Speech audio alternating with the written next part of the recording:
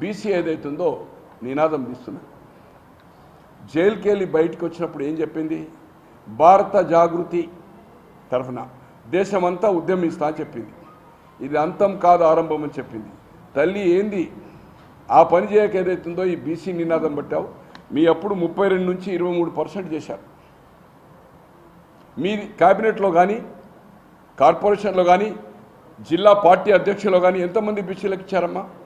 మీరు 2014లో దేశంలో ఎక్కడ లేనంత ప్రతి ఇంటికి, అంటే సింగపూర్లో ఉన్నాడు, దుబాయ్లో ఉన్నాడు, అమెరికాలో ఉన్నాడు, ఆ రోజు నమోదు చేసుకోకపోతే వివరాలు మమ్మల్ని ఈ తెలంగాణ కింద గుర్తింపబడమన్నంత ప్రచారం ఇస్తే ఉరుగుల పరుగుల మీద స్పెషల్ ఫ్లైట్లు వేసుకొని వచ్చిన వాళ్ళు.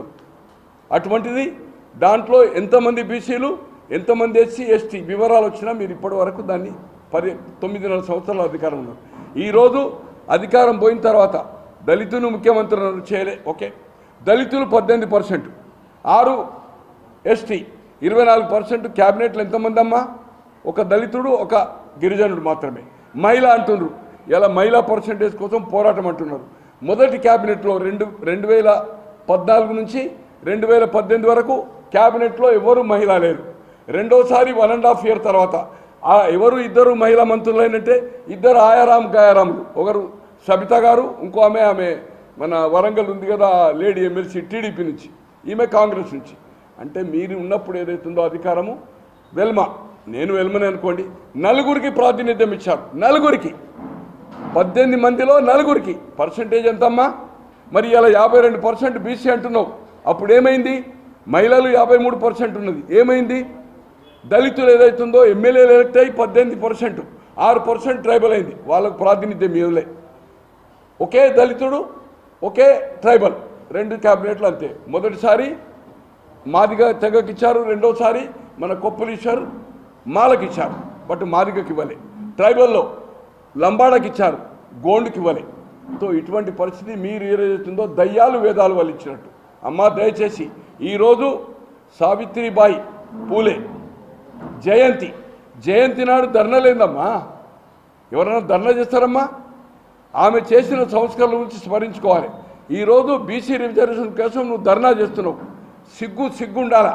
అయితే నిన్న చేయనుండే, అయితే రేపు చేయి, ఇంకెప్పుడైనా చేయి. కానీ ఈరోజు జయంతి కార్యక్రమాలు చేసి వాళ్ళు చేసిన ఆ వాళ్ళిద్దరు భార్యాభర్తలు చేసిన సేవలను గుర్తించుకుంటానికి కోసం ఏదో స్మరించుకుంటానికి జయంతి కార్యక్రమాలు చేయాలి తప్పితే ధర్నా చేయడం ఏదైతుందో ఇది అవివేకము. పోటీ నడుస్తుందమ్మా. జాతకం ఏదైతుందో నాకు తెలిసిన ప్రకారం నీకు ఒక జాతకుడు దొరికింది లేటెస్ట్గా జైల్లోకి వెళ్ళి వచ్చినాక. నువ్వు ముఖ్యమంత్రి అవుతావని చెప్పిండట. ఈరోజు జగన్మోహన్ రెడ్డి గారు జైలుకు పోయి ముఖ్యమంత్రి అయింది, చంద్రబాబు గారు అయింది, తర్వాత ఇంకోరో జైలుకు పోయి అయింది కదా మన ముఖ్యమంత్రి, 3వ ఆయన ఎవరు? జగన్, మన రేవంత్ రెడ్డి గారు. నేను కూడా ముఖ్యమంత్రి అవుతా అని అన్నకు పోటీగా మొన్న అసెంబ్లీలో బావా బామ్మర్దులు.